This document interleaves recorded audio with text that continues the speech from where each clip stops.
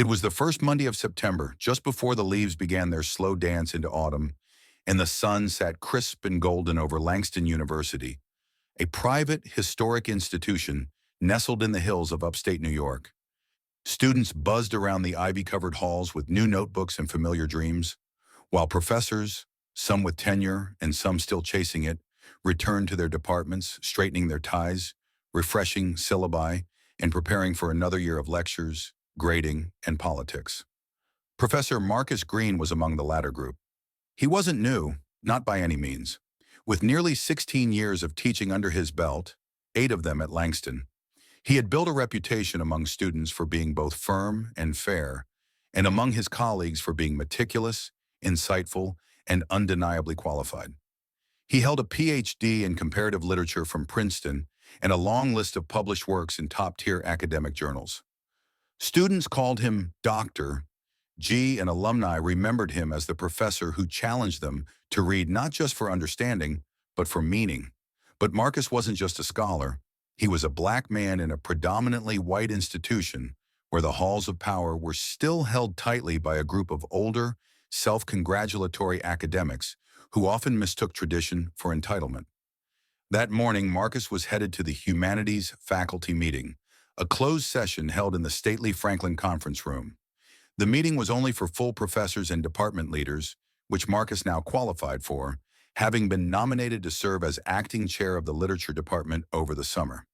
The official appointment was still under review by the university's board of trustees, but he'd received an internal memo from the provost 2 weeks earlier. Please attend the September 5th faculty session in your capacity as acting chair. Congratulations, Dr. Green.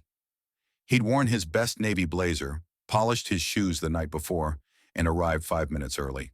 The Franklin Room was on the 3rd floor of Founders Hall, past a corridor lined with portraits of deans and chancellors, long since retired or passed. Every last one of them white, save one added in 2019 after a student protest. Marcus noted that irony each time he walked by. As he approached the door to the conference room, he could already hear the low rumble of pre-meeting chatter, laughter, muffled voices, coffee cups clinking. He reached for the doorknob, but just as he opened it, a voice cut through the air like a razor. "Excuse me? Maintenance staff aren't permitted in here during closed session." Marcus blinked, his hand still on the knob. He turned to face the speaker. Professor Alan Whitmore, chair of the history department, gray-haired, pink-faced, and always 2 steps too loud. Marcus offered a tight, practiced smile. "I'm not maintenance. I'm here for the faculty meeting." Whitmore narrowed his eyes. "Then you must be in the wrong room. This is for full faculty and department chairs only." A few heads turned. Professor Janet O'Hara, Dean of Languages, sipped her espresso and added, "Perhaps you're looking for the Diversity and Outreach Committee? That's down the hall." The laughter was quiet but sharp. Marcus straightened. "I am Dr. Marcus Green, acting chair of literature." The room went still. Whitmore's expression didn't shift. "Acting chair? I didn't receive any notice of that." "You will," Marcus said calmly. "The appointment was made last month. I have the email if you'd like to see it."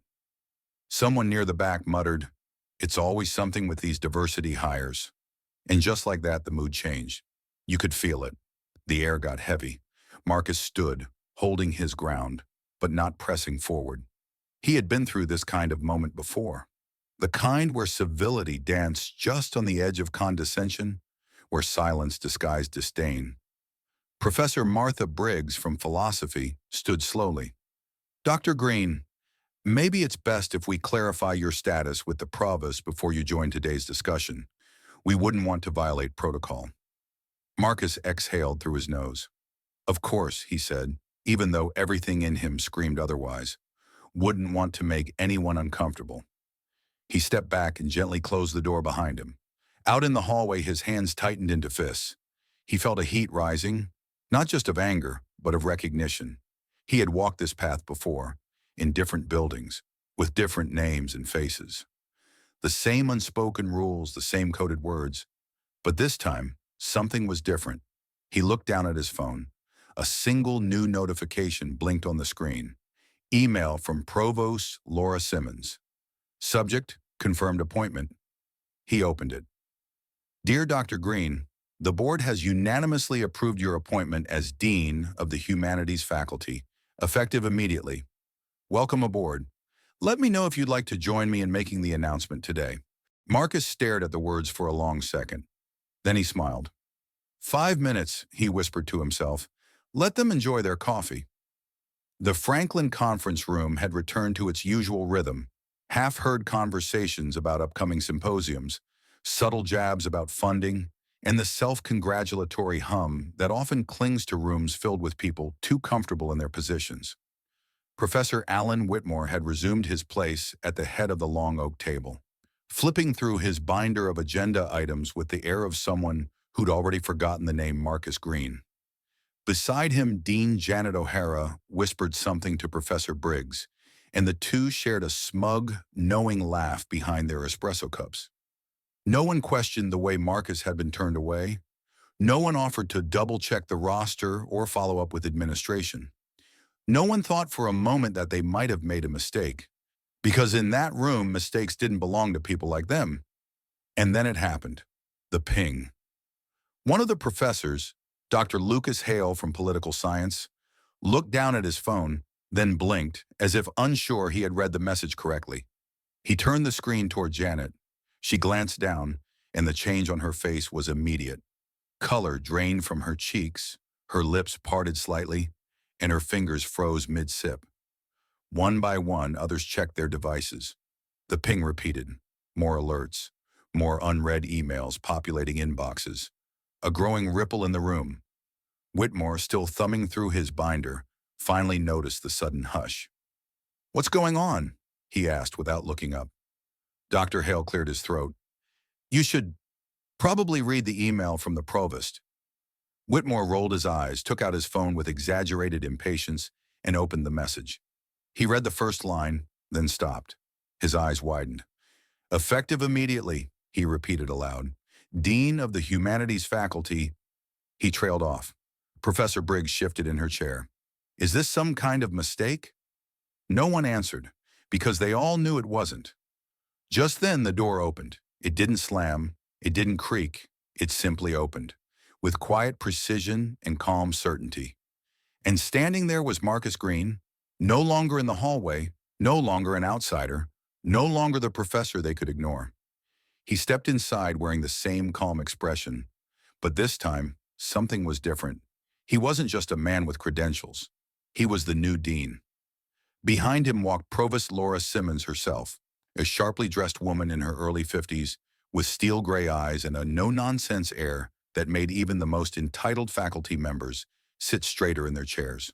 "Good morning," she said, scanning the room like a general walking onto a battlefield. "I hope we're not interrupting." No one spoke. Marcus took a few steps forward and placed a slim folder on the head of the table, right where Whitmore had been sitting.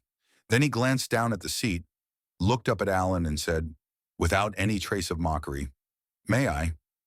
Whitmore stood slowly. "Of course, Dean Green." The words came out as though they burned his tongue. Marcus sat, smoothly, calmly, and then he opened the folder. "I'll be brief," he said, looking up, voice low and deliberate. "As most of you have now read, I've been appointed Dean of Humanities, effective immediately. I intend to lead this faculty with the professionalism and integrity it deserves." He let that linger in the air. "But before we proceed with this morning's agenda, there is one matter that must be addressed."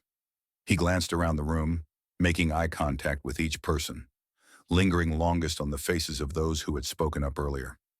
"You see," he continued, "this university prides itself on excellence, not just in scholarship, but in conduct, and what I witnessed today falls well below that standard." There was a rustle of discomfort, a cough, a shifting of feet. Marcus turned toward Whitmore. "Professor Whitmore, your comments at the door were dismissive and exclusionary. Your assumption that I was maintenance staff, despite years of service and clear documentation, was not only wrong, but deeply unprofessional." Whitmore opened his mouth, but Marcus raised a hand. "I'm not here to entertain apologies," he said sharply. "I'm here to correct behaviors." He looked toward Janet O'Hara. "And Dean O'Hara, Your suggestion that I belong down the hall with the outreach committee was condescending and inappropriate. This institution does not tolerate microaggressions masked as protocol. Janet sat rigid in her seat, lips tight, knuckles white against her porcelain cup. Marcus pulled out a typed sheet of paper. This document outlines immediate restructuring within the Faculty Executive Committee. Effective today, the following members are relieved of committee duties pending review: Professor Alan Whitmore, Dean Janet O'Hara, and Professor Martha Briggs. Gas rippled through the room. Marcus remained unmoved. These are not decisions I make lightly, but leadership requires more than tenure. It requires accountability. He placed the paper back into his folder. If any faculty member wishes to appeal these decisions, my door is always open. Respectfully, professionally, equally. A long silence followed. Then slowly, one of the younger professors, Dr. Malik Andrews from sociology, began to clap. One clap, then another. It grew, hesitant at first, then more sure. A few joined, then more. And finally, the room echoed with a standing ovation. Not for vengeance, but for justice long overdue. Marcus didn't smile, but in his eyes there was peace. Langston University had seen its share of rumors over the years. Scandals, budget cuts, secret firings swept quietly under administrative rugs. But nothing in recent memory compared to what happened that Monday morning inside the Franklin conference room. By noon, the entire campus had heard some version of it. The story grew and morphed, as stories do. He fired the whole room. He kicked out the dean herself. He bought the building and turned it into a community center. None of those things were true, of course, not in the literal sense, but something fundamental had shifted, and people could feel it in the bricks and stairwells and bulletin boards of the campus. Students were the first to react. Word spread like wildfire through group chats, Instagram stories, even the campus subreddit. Someone had leaked an audio snippet, a few muffled seconds of Marcus Green's voice declaring that leadership requires accountability. It played on loop across TikTok clips of Langston's Grand Gothic towers with the caption, "Dean Green did that." In classrooms, students whispered about it between lectures. Wait, is that the Dr. Green who teaches lit theory? Yeah, he just fired Whitmore, O'Hara, and Briggs. Like right there. I heard he didn't even raise his voice. You think he's still teaching? Bro, he runs the school now. Up in the admin wing, however, the mood was less celebratory. Inside a high-ceilinged office with paneled oak walls and old leather-bound books that no one had read in decades, Provost Laura Simmons sat at her desk reading the flood of emails pouring in. Some congratulatory, some outraged, a few threatening to file formal complaints. She sighed and swirled the tea in her mug. The board had known there would be pushback. Change always came with tremors. But no one had expected the aftershock to arrive so fast. Across campus, Marcus sat alone in his new office. Room 311, Humanities Building. A room that still smelled faintly of lemon cleaner and stale paper. The previous dean had retired 6 months ago, leaving behind a collection of dusty reference books and a cracked photo of him shaking hands with a senator Marcus didn't recognize.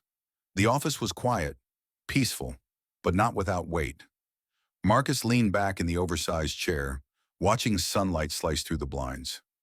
He'd expected resistance when he accepted the position, expected whispered doubts about whether he was qualified enough, or too aggressive, or diversity-driven. But he hadn't expected that morning. He hadn't expected the look on Whitmore's face, the disbelief, not that Marcus had power, but that he had dared to use it. A knock at the door interrupted his thoughts. "Come in," Marcus said. The door creaked open, and a familiar face peeked inside. It was Dr. Malik Andrews, the young sociology professor who'd been the first to clap in the conference room. "Hey, Dean Green," Malik said with a grin. Marcus smirked. "Still feels weird hearing that." Malik stepped in and shut the door. "I just wanted to say, what you did today, that took guts. Real ones." "I didn't plan it like that," Marcus replied. "But when someone slams a door in your face, you've got two choices: wait outside or knock it down." Malik nodded, then added, "You know, students are talking." "It's inspiring. But the old guard, they're already regrouping." Briggs was in the faculty lounge telling folks you were on a mission to cleanse the place. Marcus shook his head. Let her talk. I'm not here to cleanse anything. I'm here to lead. Malik hesitated before speaking again. Are you prepared for what comes next? The backlash? Marcus looked down at his hands. Strong, steady hands that had carried more books than burdens, but had learned over time how to hold both. I've been preparing for this my whole life, he said. I just didn't always know it. Malik nodded again, this time with reverence. Just know, he said quietly, you're not alone in this. A lot of us have been waiting for someone like you. After Malik left, Marcus spent the next few hours reviewing proposals, combing through faculty reports, and writing an open letter to be emailed campus-wide. It would be measured, respectful, but clear. The message: a new chapter was beginning. By 5 p.m., the letter had been sent. By 5:05, it had been shared across the entire university network. And by nightfall, the three former committee members, Whitmore, O'Hara, and Briggs, were already planning their counterattack. Professor Briggs hosted a small, closed-door gathering at her home in the suburbs that evening. It included a few senior faculty from other departments, some with tenure longer than Marcus had been alive. He's on a power trip, said one. This is exactly what happens when you promote optics over experience. He's dangerous, O'Hara added. If we don't act now, the whole university will be run by Twitter sentiment and identity politics. Whitmore stood in the corner, silent, swirling a glass of bourbon. Finally, he spoke. I want my chair back, he said, and I don't care how we do it. The others fell quiet. Outside, the wind began to rise, because power, once challenged, never goes quietly. It was early Tuesday morning, the air still thick with dew and whispers. Langston's campus, usually slow to stir before 8 a.m., pulsed with an energy rarely felt during the fall semester's first week. Students wandered the quad with earbuds in, listening to retellings of the faculty meeting like folklore. Professors greeted each other stiffly, uncertain whether to speak Marcus Green's name aloud or let it hang in the air like a legend. Inside the humanities building, Marcus sat behind his desk, fielding back-to-back meetings. His new calendar had filled overnight, department heads asking for clarification, student leaders requesting meetings, and reporters leaving voicemails that ranged from enthusiastic to skeptical. But Marcus had one meeting that morning, which he hadn't scheduled, one that had been requested in a terse, one-line email. We need to speak. 10 a.m. conference room C. It was unsigned. But Marcus knew who it was. At exactly 10, he stepped into the room. There, seated with arms folded and a hard legal pad before her, was Professor Martha Briggs. She didn't rise. She didn't smile. Dean Green, she said, voice flat. Thank you for honoring the request. Marcus took the seat across from her. Professor Briggs, what can I do for you? Briggs narrowed her eyes. You can start by explaining why you're dismantling decades of institutional process over a single personal slight. Marcus leaned forward. You think what happened yesterday was personal? I think you're using your position to settle scores, she said coldly, and you're doing it under the guise of equity. Marcus let her words sit for a moment. He didn't flinch. He'd heard them before, spoken with less polish, less control, but the message was always the same.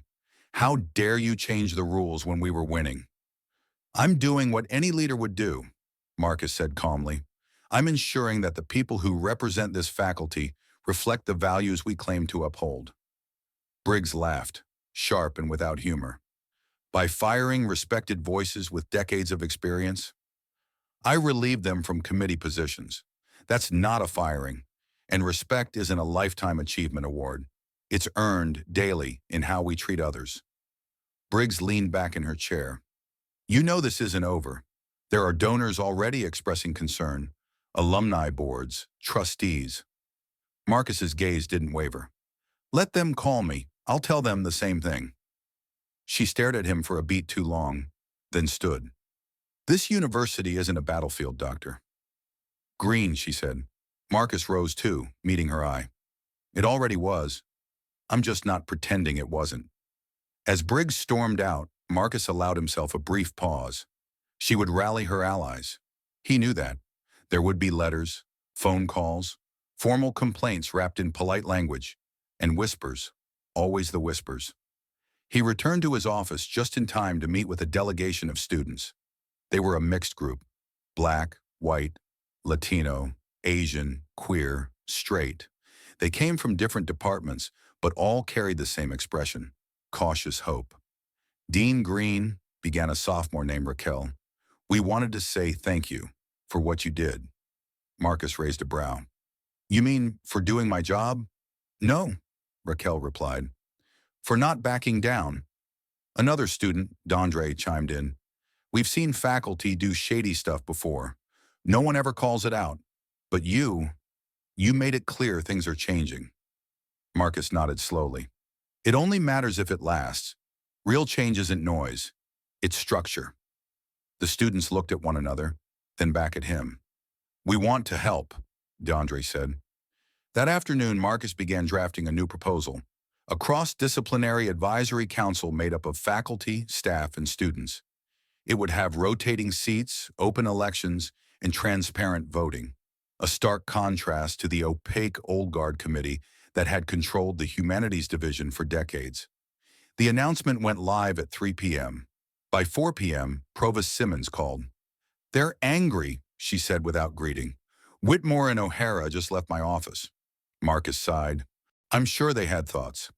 They threatened legal action. On what grounds? Retaliation, defamation, loss of academic standing. Take your pick. There was a pause, then Simmons added, You're doing the right thing, Marcus. But this isn't a sprint. It's a siege, and you'll need allies. I've got them, Marcus replied. They just don't wear elbow patches. That night, in a quiet faculty chat group, a post appeared from an anonymous account. Letting him in was a mistake. He's tearing it all down. Another replied, No. He's just not afraid to do what we never had the spine to. The battle lines were drawn, though no one dared say it aloud. On one side, tradition dressed as stability. On the other, justice dressed as reform. And Marcus? He wasn't interested in war. He was building something. Something that couldn't be closed behind a door again. Thursday morning arrived quietly, almost too quietly. The kind of stillness that sits over a campus after a storm. There were no more faculty meetings to interrupt, no dramatic speeches or gasps or viral audio clips. But under the surface, Langston University was rumbling. Dean Marcus Green knew it the moment he stepped out of his car and crossed the quad. The air had changed. Students stopped him mid-stride, thanked him with wide eyes and firm handshakes. Junior faculty he'd barely spoken to nodded respectfully from across walkways. Even the facility's staff, some of whom had been ignored for years, greeted him with genuine smiles.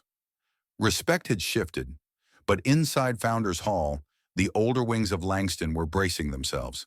In the humanities faculty lounge, the remaining remnants of the old committee, Professors Whitmore, O'Hara, and Briggs, sat huddled in tense silence.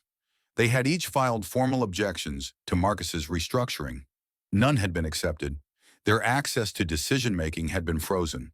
Their influence was shrinking like morning shadows under rising sun. Briggs was the first to break the silence. So what now? She asked flatly. O'Hara stirred her tea, staring at the table. I've spoken to 3 trustees. They're not going to back us. Because they're cowards, Whitmore snapped, or because they think the kids like him. They do like him, Briggs said with a trace of bitter truth. Because he listens, and because we gave them no reason to trust us. It hung there, undeniable and sour. That afternoon, Marcus hosted his first open forum, The Future of Langston Humanities. The auditorium was packed. Faculty filled the front rows. Students and staff lined the aisles and walls. Local press snuck in at the back with small cameras and wide eyes. No one had expected it to feel so electric. Marcus stepped onto the stage in a simple gray suit. No podium, no notes, just a mic and a steady presence. He scanned the crowd, paused, and began. 3 days ago, I stood outside a room I was qualified to enter and was told I didn't belong. A low murmur rippled through the room. I wasn't surprised. I've spent my whole life learning to recognize that moment, that look, that tone. It always comes before the door closes. He let the silence breathe.